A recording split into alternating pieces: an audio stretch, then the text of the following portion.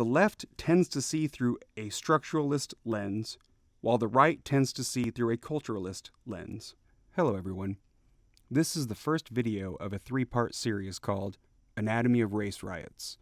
Today we will be discussing media bias in African American poverty, which serves as fuel to race riots. The media on the right views this as a personal responsibility issue. On the other side, the media on the left views this as society's responsibility. By the end of this video, it will be easier to see why media and individuals on the left make statements like this. Well, I say that no, we do have to begin with the system. Certainly the internal challenge of black self-love, black self-respect, of sustaining a family, sustaining community, with jobs, with a living wage, with decent housing, with quality education. But you can't overlook the vicious legacy of white supremacy, though, Brother Bill. You know that it's coming at. See, I don't. It will also be easier to see why the media on the right and individuals on the right make statements like this. Causes are these: poor education, addiction, irresponsible behavior, and laziness. That's right, far left people. Some folks are lazy. So let's build these two views. In an article titled, "Don't Be Like That, Does Black Culture Need to Be Reformed?" Kalefa Sanneh describes this disagreement and disagreements like it using the Michael Brown case. He states it in this way. Sociologists who study Black America have a name for these camps. Those who emphasize the role of institutional racism and economic circumstances are known as structuralists, while those who emphasize the importance of self-perpetuating norms and behaviors are known as culturalists. So the base of these two views can be summed up like this. The left tends to see through a structuralist lens, while the right tends to see through a culturalist lens. This creates the foundation from which we will start. So beginning with the left, we'll build another layer. There's an article titled The Racist Roots of Welfare Reform, and it's written by Alma Carten, and she builds the structuralist theme. After slavery was ended, the 1986 Supreme Court case, Plessy versus Ferguson, established separate but equal. This created problems for the African American community after emancipation. Alma wrote, Jim Crow laws and the separate but equal doctrine resulted in the creation of a two-track service delivery system in both law and custom, one for whites and one for blacks that were anything but equal. To give an example of this, we can talk about the Aid to Dependent Children program, or ADC. The optimistic vision of the architects of the ADC program was that it would die a natural death, with the rising quality of life in the country as a whole, resulting in more families becoming eligible for the work-related social insurance programs.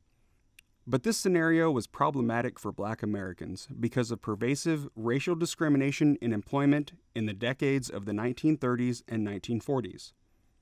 During these decades, Blacks typically worked in menial jobs, not tied to the formal workforce. They were paid in cash and off the books, making them ineligible for social insurance programs that called for contributions through payroll taxes from both employers and employees. So basically, the game was set up in such a way through Jim Crow laws that did not account for the differences in African American barriers to partake in social safety nets. On the other side, culturalists take a different stance. A few years after Separate but Equal, W.E.B. Du Bois wrote The Philadelphia Negro, a Social Study. He observed an atmosphere of dirt, drunkenness, poverty, and crime, referring to these individuals as dregs. He also referred to unwed mothers as ignorant and loose. And although he reminded whites of their duty to stop employment discrimination, which he called morally wrong, politically dangerous, industrially wasteful, and socially silly, he also reminded African Americans to work harder, behave better, and stem crime. Fast forward half a century, and approximately 51 years ago, the Moynihan Report reiterated several of these points. In Sanneh's article, he writes, Moynihan's report cited sociologists and government surveys to underscore a message meant to startle. The African American community was doing badly, and its condition was probably getting worse, not better. Moynihan, who was trained in sociology, judged that Most African American youth are in danger of being caught up in the tangle of pathology that affects their world, and probably a majority are so entrapped. He returned again and again to his main theme, the deterioration of the African American family, which he considered the fundamental source of the weakness of the African American community. He included a chart showing the rising proportion of non-white births in America that were illegitimate. And at the end, Moynihan called, briefly and vaguely, for a national program to strengthen the African American family. The next layer is essentially fatherless children.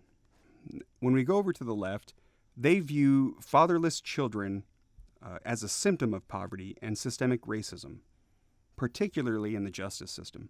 But that's for another video, in fact, probably the next video. Not only were the job opportunities lacking for African Americans, but there were programs directly discouraging family units. Let's say that again because it's kind of strange. There were programs directly discouraging family units. One example of this follows. Alma Carten writes, "Developments in the 1950s and 60s further disadvantaged black families. This happened when states stepped up efforts to reduce ADC enrollment and costs. As I examined in my book, residency requirements were proposed so as to bar black migrants from the South to qualify for the program. New York City's man-in-the-house rule required welfare workers to make unannounced visits to determine if fathers were living in the home. If evidence of a male presence was found, cases were closed and welfare checks were discontinued." So basically, in order to get assistance, mothers had to navigate laws which discouraged a nuclear family unit. Because the right views having children out of wedlock is a choice, the consequences of that choice are therefore the result of bad decisions. This graphic was supposedly linked to a blog called clinicalpsychreading.blogspot.com. I couldn't find it there. However, since the blog makes a decent point from this graph, as well as something I will show here in a second, I went ahead and used it anyway. But you can find several of these kinds of graphs all over the internet.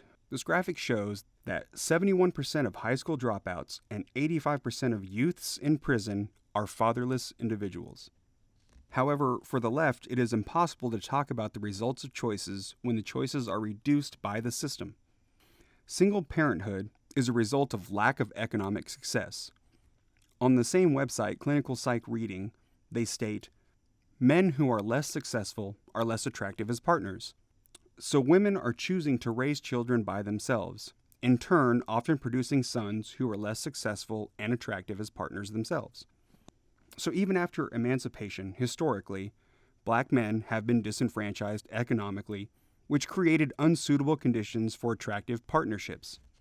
When you combine this with school funding tied to property values creating failing schools, a discriminatory justice system creating criminal records and thus thwarting job opportunities, and many other systemic problems, for a structuralist, all of this adds up to no economic opportunities for African Americans. However, on the right, these are all still choices. When one chooses to drop out of high school and commit crimes, they are never going to be successful in the job market or successful in getting out of poverty. For the culturalist, single parenting, dropping out of high school, and committing crimes are a choice. When an individual makes these choices, they place burdens on themselves and create a cycle of poverty. So to illustrate the last part of the views on both sides, we can look at the example of Michael Brown. In this example, two clear divisions of Michael Brown emerge. Sanneh writes, "After the Times described Brown as no angel, the MSNBC host Melissa Harris Perry accused the newspaper of victim blaming, arguing that African Americans, no matter how angelic, will never be safe from those who see their very skin as a sin." Sanneh then continues, but on the National Review website, Heather McDonald quoted an anonymous black corporate executive who told her, "Michael Brown may have been shot by the cop, but he was killed by parents and a community that produced such a thug." Overall, we can look at how the right views agency versus how the left views structure. I pulled this definition from Wikipedia. So the right, in this case, are strong advocates of agency. It is easy to see the right believes in the capacity of individuals to act independently and to make their own free choices. However, the left believes structure is the factors of influence, such as social class, religion, gender, ethnicity, customs, etc., that determine or limit an agent in his or her decisions. So in the end, although we are identifying the same problem of poverty, we are often looking through a narrow window that makes all of us incapable of shared understanding. That being said, if you watch closely, on occasion, you will see our political leaders speaking about both sides. The chance for all Americans to work hard and get ahead was too often framed as a mere desire for government support, as if we had no agency in our own liberation, as if poverty was an excuse for not raising your child, and the bigotry of others was reason to give up on yourself. So, what do you think? Which side of the screen do you agree with? Place your comments in the comments section below. If you like what you saw, hit the thumbs up button and subscribe. Thank you for watching.